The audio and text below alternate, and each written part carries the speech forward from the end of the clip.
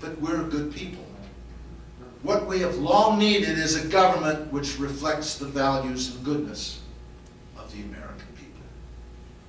Now, our values and goodness are not reflected by a government which promotes a globalization which depresses living standards at home and allows corporations to destroy the quality of life in banana republics and client states all over the world.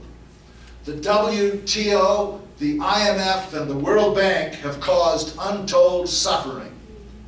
If we can't reform them, we will abolish them.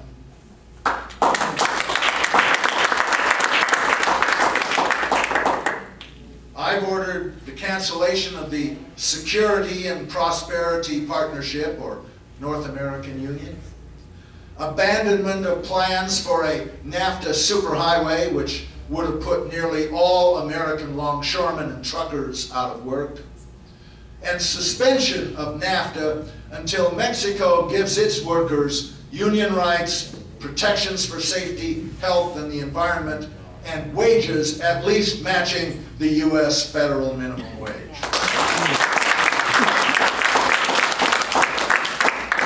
Finally, I'm ordering the imposition of tariffs on products made outside the country to make their cost the same as if they had been produced in the U.S. Small business loans will be used to rebuild our manufacturing base. From now on, globalization will mean raising living standards in developing nations to match ours, not the other way around.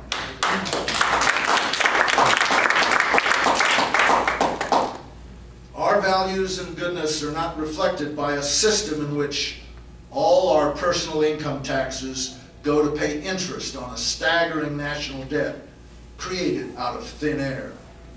The Constitution authorizes Congress to print our money, not a private cartel mostly owned by the Queen of England. I ask Congress to pass legislation buying back and then eliminating the Federal Reserve. Our values and goodness are not reflected by a government which uses our money to train death squads in the techniques of torture, intimidation, and assassination. The School of the Americas, by whatever name they choose to call it, will be closed.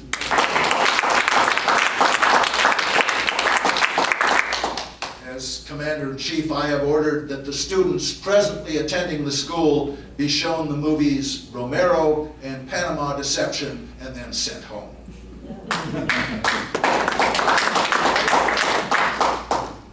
Our values and goodness are not reflected by a government which gives most favored nation status to the butchers of Tiananmen Square and places an illegal secondary embargo on the impoverished people of Cuba.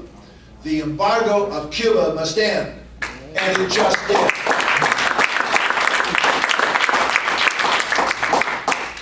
We need good advance information on the activities of Al-Qaeda and those who wish to do us harm.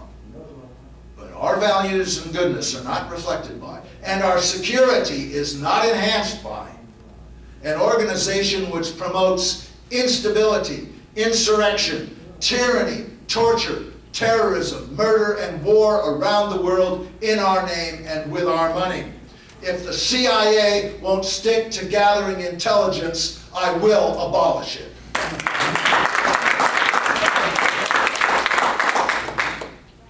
Now, earlier I outlined 2 missions for the Department of Defense. These missions are notable for what they do not include. They do not include protecting the worldwide financial interests of multinational corporations, and we won't. If the global robber barons insist on using force to subjugate third world peoples, let them use their own ill-gotten money and hire their own mercenaries. In the past, American taxpayers provided their own sons and daughters as cannon fodder and then got stuck with the bill as well. That will never happen again.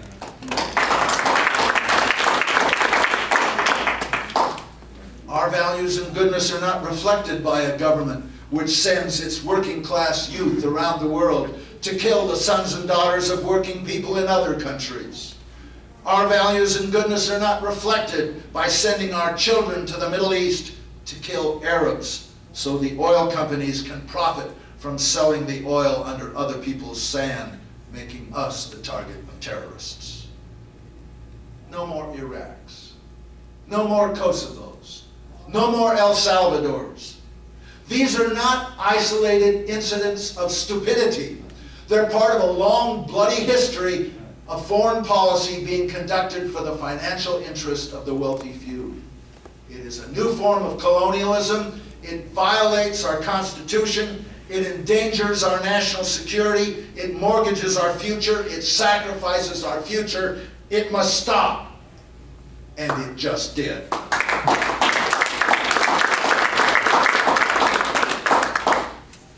As president, I will use the men and women in our armed forces to protect our borders and our people, not the financial interests of Folgers, Chiquita Banana, Exxon, and Halliburton. With over 60 years having passed since World War II and with the Cold War long since over, I see no reason why we should still be occupying Germany and Japan. Yeah. Our global military presence will end within 2 years.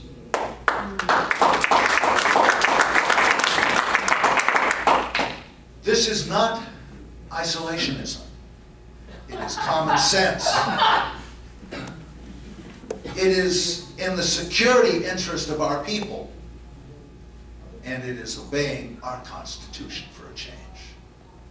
Every president in recent memory has violated our founding documents with foreign military ventures. With my inauguration, I swore to protect and defend the Constitution of the United States.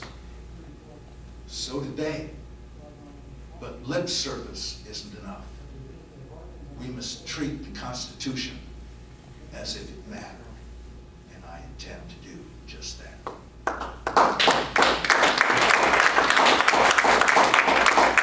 Instead of a worldwide military presence, we're going to have a humanitarian presence. Along with the other wealthy nations of the world, we shall initiate a new Marshall Plan, providing funds to rebuild the Middle East as we rebuilt Europe after World War II. We will also have a domestic Marshall Plan, fulfilling the unkept promises made to rebuild New Orleans and the surrounding area.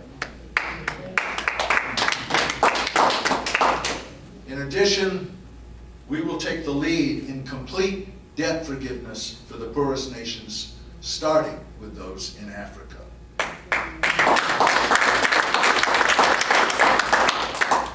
If we're once again to be a great nation, we must first be a good nation. We must build an America at peace with the world and with its own people. An America that seeks not to be king of the hill, nor subservient to the World Trade Organization, but to be a responsible, sovereign member of the family of nations. An America that is free of the threat of terrorism because it is no longer feared and hated. An America that leads the world, not just with military might, but with its vision, its compassion, its democracy, its productivity, its freedom, its standard of living, its treatment of its own people, and its goodness. That's the kind of America our people deserve. And working together, and with God's help, that's the kind of America we will become.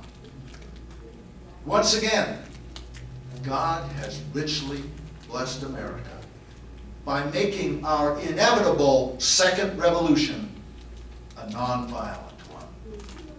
Power has been restored to the people. Our future is secure and bright. My fellow Americans, fellow patriots, let us joyfully walk into that future together. It is in our hands. Thank you and good night.